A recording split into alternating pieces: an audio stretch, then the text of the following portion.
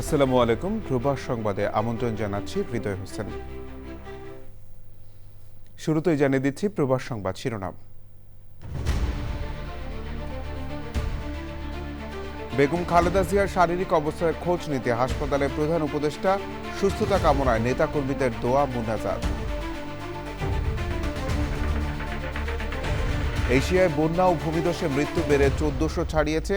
শ্রীলঙ্কায় ক্ষতিগ্রস্তদের জন্য বাংলাদেশ সরকারের ত্রাণ সহায়তা। যুক্তরাষ্ট্রে ১৯ দেশের অভিবাসন সংক্রান্ত সব আবেদন সাময়িক স্থগিত। ন্যাশনাল গার্ডের ২ সেনার উপর হামলার প্রতিক্রিয়ায় পদক্ষেপ।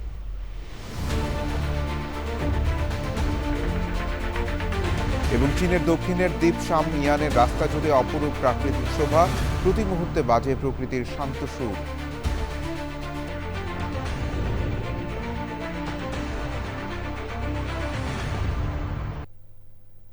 সংবাদ শিরোনামগুলি জানাচ্ছিলাম। এখনকার সংবাদ আয়োজন একই সঙ্গে চ্যানেল আই ইউটিউব চ্যানেল এবং চ্যানেল আইয়ের ওটিটি প্ল্যাটফর্ম আই স্ক্রিনে লাইভ স্ট্রিম হচ্ছে। রাজধানীর এভার কেয়ার হাসপাতালে চিকিৎসাধীন বিএনপি চেয়ারপারসন ও সাবেক প্রধানমন্ত্রী বেগম খালেদা জিয়ার চিকিৎসায় যুক্তরাজ্যের ইন্টেনসিভ কেয়ার মেডিসিন বিশেষজ্ঞ রবার্ট পিএল ঢাকায় এসেছেন। এছাড়াও যোগ দিয়েছেন চীনের ৪ সদস্যের আরও একটি বিশেষজ্ঞ চিকিৎসক দল। খালেদা জিয়ার শারীরিক অবস্থার আপডেট জানতে তাফিমুল ইসলামের কাছে যাচ্ছি, তিনি হাসপাতালের সামনে আছেন। তাফিমুল, বেগম খালেদা জিয়ার অবস্থা ও চিকিৎসা কার্যক্রম নিয়ে আপডেট তথ্য জানতে চাই। কথা বলে সেক্ষেত্রে মঙ্গলবারে যে ব্রিফিং করা হয়েছিল, স্বাস্থ্যের যে সর্বশেষ তথ্য দেওয়া ছিল, এরপরে কিন্তু নতুন কোনো স্বাস্থ্যের কিন্তু আপডেট কিন্তু দেওয়া হয়নি বিএনপির পক্ষ থেকে। কিন্তু এটুকু বলা যায় যে বিএনপির যে চেয়ারপারসন রয়েছেন বেগম খালেদা জিয়া তার চিকিৎসার জন্য কিন্তু আজকে সকালে যুক্তরাজ্যের একটি বিশেষজ্ঞ প্রতিনিধি দল এসেছেন। রাত 10টার সময় কিন্তু আজকে রাত 10টার সময় সেখানে কিন্তু চীনের একটি প্রতিনিধি দল এখানে এসে তার স্বাস্থ্যের দেখভাল করেছেন। এখন পর্যন্ত যদি বলা যায় যে বেগম খালেদা জিয়ার যে স্বাস্থ্যের অবস্থা সেটি তো আগের মতোই রয়েছেন। চিকিৎসকরা বলছেন যে সংকটময় একটি অবস্থায় কিন্তু বেগম খালেদা জিয়ার অবস্থান রয়েছেন। একই সাথে চীন, যুক্তরাজ্য এবং যুক্তরাষ্ট্রের যে বিশেষজ্ঞ দল রয়েছেন তারা কিন্তু বেগম খালেদা জিয়ার স্বাস্থ্যের অবস্থা পর্যবেক্ষণ করছেন। তারা বাংলাদেশের যে টিম রয়েছেন তাদের সাথে যৌথভাবে কাজ করছেন, মেডিকেল টিম গঠন করে।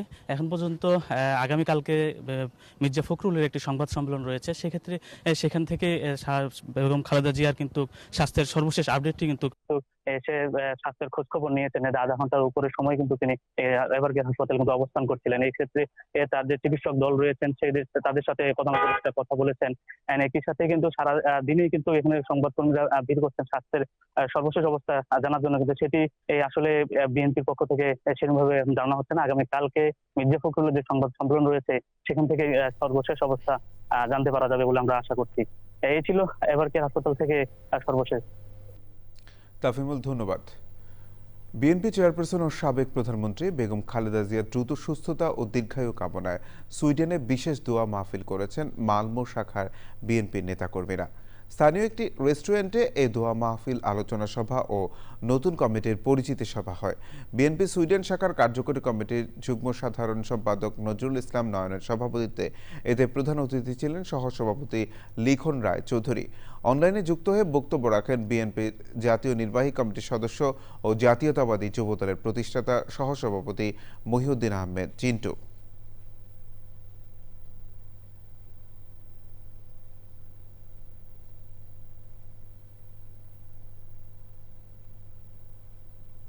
পররাষ্ট্র মন্ত্রণালয়ের দ্বিপাক্ষিক ইস্যু বিষয়ক সচিব ডক্টর মোহাম্মদ নজরুল ইসলাম বলেছেন, বিশ্বের শতাধিক দেশে বাংলাদেশের ওষুধ রপ্তানি হচ্ছে। অ্যাক্টিভ ফার্মাসিউটিক্যাল ইনগ্রেডিয়েন্ট এপিআই পার্কের সুযোগ কাজে লাগিয়ে দেশেই ওষুধের কাঁচামাল উৎপাদনের মাধ্যমে আমদানি নির্ভরতা কমানো সম্ভব। ধামরায় ইনসেপ্টা ফার্মাসিউটিক্যালসের এপিআই প্ল্যান্ট পরিদর্শন করে সন্তোষ প্রকাশ করেন আসিয়ানভুক্ত দেশের কূটনীতিকরা। জান্নাতুল বাকে কিকার রিপোর্ট। দক্ষিণ পূর্ব এশীয় জাতিগোষ্ঠীর সংগঠন আসিয়ানভুক্ত ৭টি সদস্য রাষ্ট্রের কূটনীতিকরা বুধবার দেশের শীর্ষস্থানীয় ওষুধ প্রস্তুতকারী প্রতিষ্ঠান ইনসেপ্টা ফার্মাসিউটিক্যালস লিমিটেডের প্ল্যান্ট পরিদর্শন করেন। বাংলাদেশ ও আসিয়ানভুক্ত দেশসমূহের মধ্যে পারস্পরিক সম্পৃক্ততা আরও বাড়ানোর ধারাবাহিক উদ্যোগ হিসেবেই দেশের শীর্ষস্থানীয় ওষুধ উৎপাদনকারী প্রতিষ্ঠান ইনসেপ্টার এই প্ল্যান্ট পরিদর্শন। ঢাকার অদূরে ধামরাইয়ে প্ল্যান্টে পৌঁছালে ইনসেপ্টার টেকনিক্যাল অপারেশন পরিচালক সেলিম বারামিন সহ সংশ্লিষ্টরা কূটনীতিকদের স্বাগত জানান। ইনসেপ্টার সম্পর্কে জানতে আসলাম। আমরা জানি যে এটা বাংলাদেশে এখন সেকেন্ড লার্জেস্ট মার্কেট শেয়ার। তো ফ্যাসিলিটিটা দেখার কারণ হচ্ছে যে আমাদের আসিয়ানের যারা ডিপ্লোম্যাট আছে তাদেরকে দেখানো যে আমাদের দেশে কী ধরনের মানসম্পন্ন ওষুধ তৈরি হয় এবং এই ধরনের ফ্যাসিলিটি, কেননা এরা এই বিষয়ে অবগত নয়। ইনসেপ্টার ওষুধের কাঁচামাল বা এপিআই প্ল্যান্ট কূটনীতিকদের আকর্ষণ করে। বিশ্ব স্বাস্থ্য সংস্থা কর্তৃক কোয়ালিফাইড বিভিন্ন প্ল্যান্ট ঘুরে দেখেন তারা। Factory quality control QC, research and development unit R&D, central warehouse পরিদর্শন করে প্রশংসা করেন কূটনীতিকরা। Factory management and the international standard that I have experienced. ঢাকায় কর্মরত লাওস, তিমুর লেসত, মিয়ানমার, থাইল্যান্ড ছাড়াও কম্বোডিয়া, ভিয়েতনাম, মালয়েশিয়ার কূটনীতিক প্রতিনিধিরা দলে ছিলেন। So many potential and rooms for cooperation, and I hope that this will just be the beginning for Bangladesh and ASEAN cooperation, and we really look forward to future cooperation between the two sides as well. তো এরকম global medicine মার্কেটের ক্ষেত্রে intellectual property রাইটসের বিষয়টা পাশে রেখে যদি সামনের দিকে বাংলাদেশ R&Dতে ভালো করে এবং জয়েন্ট ভেঞ্চার কোলাবোরেশনে যায়, তো সেখানকার তাদের রিসোর্সেস আছে, র ম্যাটেরিয়ালস আছে এবং তাদের ল্যাক অফ হিউম্যান রিসোর্স আছে, সেটা বাংলাদেশ উই ক্যান সাপ্লাই। পররাষ্ট্র মন্ত্রণালয়ের এই সচিব বলেন, পর্যায়ক্রমে আসিয়ানভুক্ত দেশগুলোতে বাংলাদেশের ওষুধের বাজার আরও প্রসারিত হবে। জান্নাতুল বাকিয়া কেকা, চ্যানেল আই, ঢাকা। টানা ভারী বৃষ্টিতে সৃষ্ট বন্যা ও ভূমিধসে ইন্দোনেশিয়া, শ্রীলঙ্কা, থাইল্যান্ড ও মালয়েশিয়ায় ১৪০০ জনের বেশি মানুষের মৃত্যু হয়েছে। ইন্দোনেশিয়ার সবচেয়ে বেশি কমপক্ষে ৭৫৩ জন মারা গেছেন। শ্রীলঙ্কায় মৃত্যু হয়েছে ৪৬৫ জনের। শ্রীলঙ্কার প্রেসিডেন্ট অনুরা কুমারা দিশানায়েকে জানিয়েছেন, দেশটিতে প্রকৃত মৃতের সংখ্যা জানতে সময় লাগবে। থাইল্যান্ডে অন্তত ১৮৫ জন ও মালয়েশিয়ায় ৩ জনের মৃত্যু নিশ্চিত করা হয়েছে। এখনও হাজারের বেশি মানুষ নিখোঁজ। বহু গ্রাম কাদা ও ধ্বংসস্তূপে চাপা পড়ে আছে। বিদ্যুৎ ও টেলিযোগাযোগ ব্যবস্থা ভেঙে পড়েছে। ক্ষতিগ্রস্ত ও ধসে পড়া সেতু ও ভূমিধসে উদ্ধার কাজ ব্যাহত হচ্ছে। ইন্দোনেশিয়া ও থাইল্যান্ডে উদ্ধার কাজে সামরিক বাহিনী মোতায়েন করা হয়েছে। সংকট মোকাবেলায় আন্তর্জাতিক সহায়তা চেয়েছে শ্রীলঙ্কা।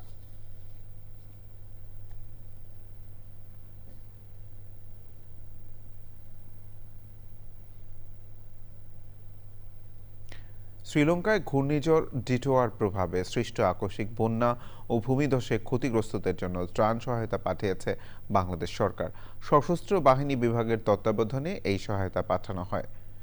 বিএএফ বেজ বীর উত্তম একে খন্দকার ঘাঁটি থেকে প্রায় ১০ টন ত্রাণ নিয়ে বাংলাদেশ বিমান বাহিনীর একটি উড়োজাহাজ শ্রীলঙ্কার উদ্দেশ্যে যাত্রা করে। ত্রাণ সামগ্রীর মধ্যে রয়েছে তাঁবু, শুকনো খাবার, মশারি, টর্চ লাইট এবং বিপুল পরিমাণ ঔষধ সহ আরও নানা পণ্য। এই মানবিক সহায়তা শ্রীলঙ্কার বন্যা ও ভূমিধসে ক্ষতিগ্রস্ত জনগণের দুর্ভোগ কমিয়ে আনতে সহায়ক ভূমিকা পালন করবে বলে মনে করে বাংলাদেশ সশস্ত্র বাহিনী। বিশ্বের ১৯টি দেশ থেকে আসা অভিবাসীদের গ্রিন কার্ড ও মার্কিন নাগরিকত্বের প্রক্রিয়া সহ অভিবাসন সংক্রান্ত সব ধরনের আবেদন সাময়িকভাবে স্থগিত করেছে ট্রাম্প প্রশাসন। এসব দেশের নাগরিকরা আর যুক্তরাষ্ট্রের গ্রিন কার্ড ও নাগরিকত্ব পাবেন না। তালিকা অন্তর্ভুক্ত দেশগুলোর সবই ইউরোপের বাইরে অন্য মহাদেশের দেশ। এই ১৯ দেশের অভিবাসন কার্যক্রম বন্ধ করার কারণ হিসেবে তাদের অফিসিয়াল বিবৃতিতে ন্যাশনাল গার্ডের ২ সেনার উপর হামলাকে উল্লেখ করেছে মার্কিন সরকার। গত জুনে ওই ১৯ দেশের উপর আংশিক ভ্রমণ নিষেধাজ্ঞা দিয়েছিল ট্রাম্প প্রশাসন। এখন এগুলোর উপর পূর্ণ নিষেধাজ্ঞা দেওয়া হলো। এই ১৯টি দেশের তালিকা Afghanistan, Myanmar, Libya, Iran, Venezuela রয়েছে।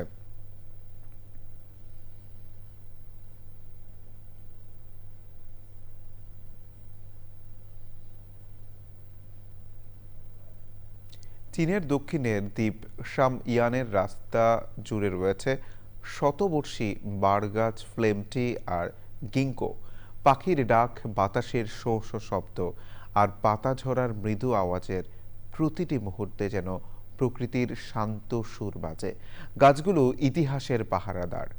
গুয়াংজো প্রদেশের শামইয়ান দ্বীপটি মূলত পার্ল নদীর পলি জমে প্রাকৃতিকভাবে তৈরি হলেও পরে ব্রিটিশ ও ফরাসি উপনিবেশকারীরা তা সংস্কার ও সম্প্রসারণ করে আধুনিক রূপ দেয়, যা শুধু স্থাপত্য নয়, প্রকৃতির ইতিহাসও বহন করে আসছে শত শত বছর ধরে। বিস্তারিত ড্যানিয়েল সুজিত বোসের রিপোর্টে। চীনের দক্ষিণের শহর গুয়াংজু, যেখানে ইতিহাস মিশে আছে আধুনিকতার সঙ্গে, তারই এক কোণে পার্ল নদীর তীরে ছোট্ট এক দ্বীপ শামিয়ান। ব্রিটেন ও ফ্রান্সের ঔপনিবেশিক সময়ে নান্দনিক নির্মাণশৈলী এবং রোপণ করা এখানকার গাছগুলো আজও জীবন্ত সাক্ষী, যা দ্বীপের পরিবর্তনের গল্প বলছে নীরবভাবে। প্রায় ১.৫ শতাব্দী আগে বিদেশি কনসেশন এলাকায় গড়ে ওঠা এই দ্বীপে বৃক্ষরোপণ ছিল শুধু সৌন্দর্যের জন্য নয়, বরং শীতল ছায়া আর বায়ু পরিশোধনের জন্য।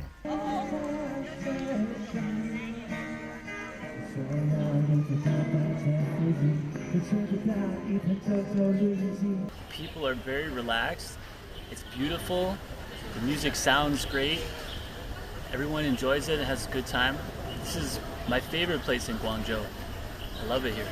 1856 সালে দ্বিতীয় আফিম যুদ্ধের পর 1859 সালে গুয়াংজু কর্তৃপক্ষ দ্বীপটি ব্রিটিশ ও ফরাসিদের কাছে লিজ দেয়। পরবর্তীতে সেখানে বিদেশি বণিক ও কূটনীতিকদের জন্য কনসুলেট, গির্জা, ব্যাংক ও বাণিজ্যিক ভবন সহ একটি এক্সক্লুসিভ বসতি এলাকা গড়ে ওঠে। এখানে ব্রিটিশ, ফরাসি, জার্মান, আমেরিকান সহ বিভিন্ন দেশের স্থাপত্য শৈলী একত্রে দেখা যায়, যে কারণে দ্বীপটিকে বলা হয়ে থাকে খোলা আকাশের জাদুঘর।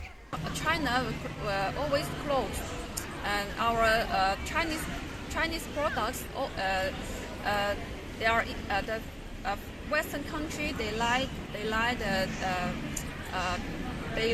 like to buy the Chinese products. Guangzhou city government এই শতবর্ষী গাছগুলোকে জীবন্ত ঐতিহ্য হিসেবে ঘোষণা করেছে। নিয়মিত রক্ষণাবেক্ষণ, ছাঁটাই ও সেচের মাধ্যমে সংরক্ষণ করা হচ্ছে প্রতিটি বৃক্ষ। শামিয়ান আইল্যান্ডে হাঁটলে বোঝা যায় প্রকৃতি কেবল পাতা ও শিকড়ের গল্প নয়, এটি এক জীবন্ত ইতিহাস। যে ইতিহাস আজও বাতাস, আলোয়, ছায়ায় মিশে আছে। চায়নার গুয়াংজু প্রদেশের শামিয়ান আইল্যান্ড থেকে ড্যানিয়েল সুজিত বোস, চ্যানেল আই। যুদ্ধবিধ্বস্ত ফিলিস্তিনের গাজায় মঙ্গলবার একসঙ্গে আয়োজন করা হয় ৫৪টি গণবিয়ে। সংযুক্ত আরব আমিরাতের জাতীয় দিবসে আয়োজিত এই গণবিয়ে উদ্যোগের নাম ছিল দ্য ড্রেস অব জয় বা আনন্দের পোশাক।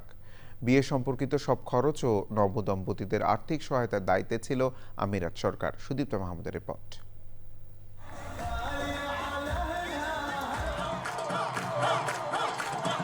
যুদ্ধবিধ্বস্ত ফিলিস্তিনের গাজায় যেন আনন্দের ফুল ফুটেছিল। ২ বছরের যুদ্ধবিধ্বস্ত গাজায় মঙ্গলবার ৫৪টি তরুণ জুটির গণবিয়ের অনুষ্ঠানটি যেন এক ফোঁটা আলোর ঝলক। গাজার খান ইউনিস শহরে ধ্বংসস্তূপের মধ্যে ফিলিস্তিনি পতাকা হাতে ঐতিহ্যবাহী পোশাক পরে হাত ধরাধরি করে হেঁটে বিয়ে স্থলে আসেন ২৭ বছর বয়সী ইমান হাসান লাওয়া ও ২৮ বছরের হিকমত লাওয়া। দেশটির তরুণ প্রজন্মের পাশে দাঁড়ানোর পাশাপাশি সর্বস্ব হারানো পরিবারগুলোর সহায়তায় গণবিয়ে কর্মসূচি নিয়ে এগিয়ে আসে সংযুক্ত আরব আমিরাত।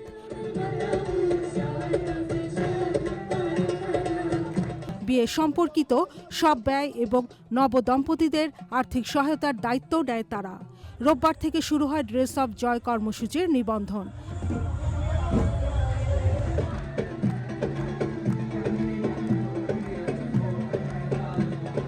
অপারেশন গ্যালেন্ট নাইট ৩ নামে এ কর্মসূচিতে অংশ নিতে আগ্রহীদের জন্য কিছু শর্ত রাখা হয়।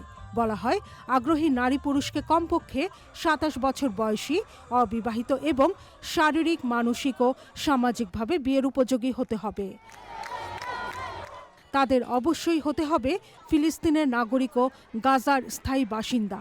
বিয়ের নিবন্ধনে দরিদ্র পরিবার কিংবা যুদ্ধে সর্বস্ব হারানো পরিবারের সদস্যদের অগ্রাধিকার দেওয়া হয়। সুদীপ্তা মাহমুদ, চ্যানেল আই। পর্তুগালে উদযাপন করা হয়েছে স্বাধীনতা পুনরুদ্ধার দিবস। ১৬৪০ সালের ১ ডিসেম্বর পর্তুগিজ জনগণ স্পেনীয় শাসনের বিরুদ্ধে সফল বিদ্রোহ করে নিজেদের স্বাধীনতা পুনরুদ্ধার করে। সেই ঐতিহাসিক ঘটনাকে স্মরণ করে প্রতি বছর ডিসেম্বরের প্রথম দিন জাতীয়ভাবে পালন করা হয় এই দিবসটি। রাজধানী লিসবনে সকাল থেকেই জাতীয় পতাকা উত্তোলন, সামরিক কুচকাওয়াজ এবং রাষ্ট্রীয় অনুষ্ঠানের আয়োজন করা হয়। বক্তব্য রাখেন প্রেসিডেন্ট ও প্রধানমন্ত্রী। এ দিবসের তাৎপর্য স্মরণ করে বক্তব্য দেন বিভিন্ন উচ্চপদস্থ কর্মকর্তা।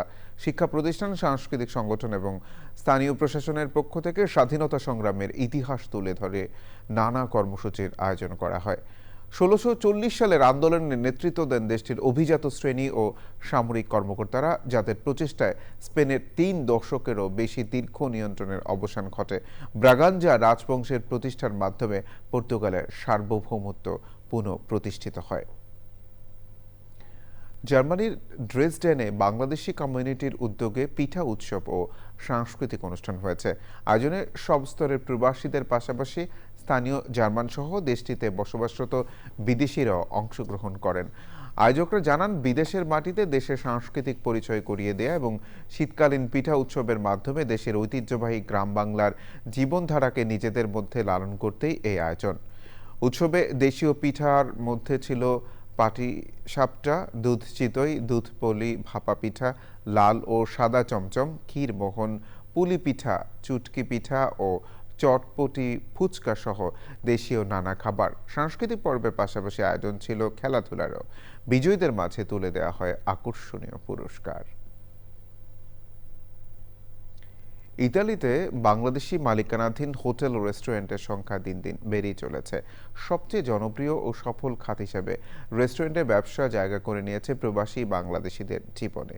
দেশীয় খাবারের স্বাদ ছড়িয়ে দেওয়ার অদম্য স্পৃহা থেকে অনেকেই যুক্ত হচ্ছেন এই পেশায়। স্বপ্ন ও পরিশ্রমের ধারাবাহিকতার পথ ধরে রোমে বাংলাদেশি রেস্টুরেন্টের মাধ্যমে বাংলা সংস্কৃতির নানা খাবারের সাথে পরিচিত হচ্ছেন বিদেশিরাও। দেশীয় স্বাদ ও মান বজায় রেখে এসব রেস্তোরাঁ বাংলাদেশি ও বিদেশি খাদ্যপ্রেমীদের মনে জায়গা করে নিয়েছে। সেই সফলতায় যোগ হলো আরেকটু নয়া গল্প কম্বো। রেমিটেন্স যোদ্ধারা বলছেন, বিদেশের মাটিতে বাংলাদেশি সংস্কৃতি ও ঐতিহ্যের স্বাদ ছড়িয়ে দেওয়ার একটি মাধ্যম এই রেস্তোরাঁগুলো। প্রবাসী বাংলাদেশিদের জন্য অর্থনৈতিক স্বনির্ভরতা এবং বিশ্ব দরবারে নিজেদের সক্ষমতা প্রমাণের সফল মঞ্চ এই রেস্তোরাঁ ব্যবসা। আনন্দঘন পরিবেশে লন্ডনে ব্রিটিশ বাংলাদেশি চার্টার্ড অ্যাকাউন্টদের সংগঠন দ্য অ্যাকাউন্ট্যান্টস ক্লাবের বার্ষিক ব্যাডমিন্টন টুর্নামেন্ট অনুষ্ঠিত হয়েছে। লন্ডনে শ্যাডওয়েলের মালভেরি স্পোর্টস অ্যান্ড লেজার সেন্টারে অনুষ্ঠিত এই টুর্নামেন্টে 16টি দলের 32 জন ক্লাব সদস্য অংশ নেন। খেলায় চ্যাম্পিয়ন হওয়ার গৌরব অর্জন করেন রজ্জাকুল হায়দার খান ব্যাপী এবং গৌরব রায়। রানার আপ হন মোহাম্মদ আশরাফ উদ্দিন এবং মোহাম্মদ কিয়াসউদ্দিন। উদ্বোধনী অনুষ্ঠানে অংশগ্রহণকারীদের স্বাগত জানিয়ে সদস্যদের ঐক্য এবং সুস্থতা বৃদ্ধিতে এই ধরনের কর্মকাণ্ডের গুরুত্ব তুলে ধরেন sports and culture secretary Mutalib Mia. সমাপনী অনুষ্ঠানে বিজয়ীদের হাতে পুরস্কার তুলে দেওয়া হয়।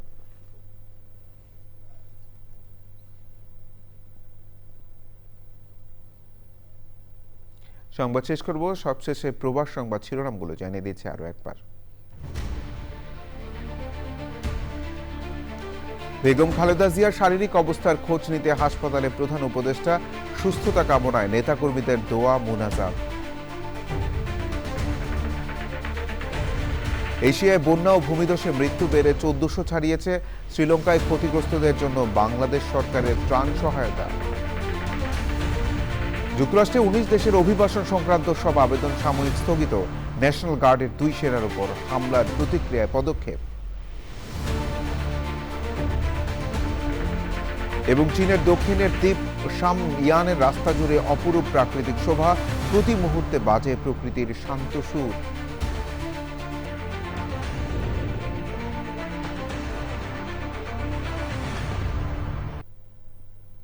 চ্যানেল আই সর্বশেষ সংবাদ জানতে ভিজিট করুন চ্যানেল আই অনলাইন.com-এ।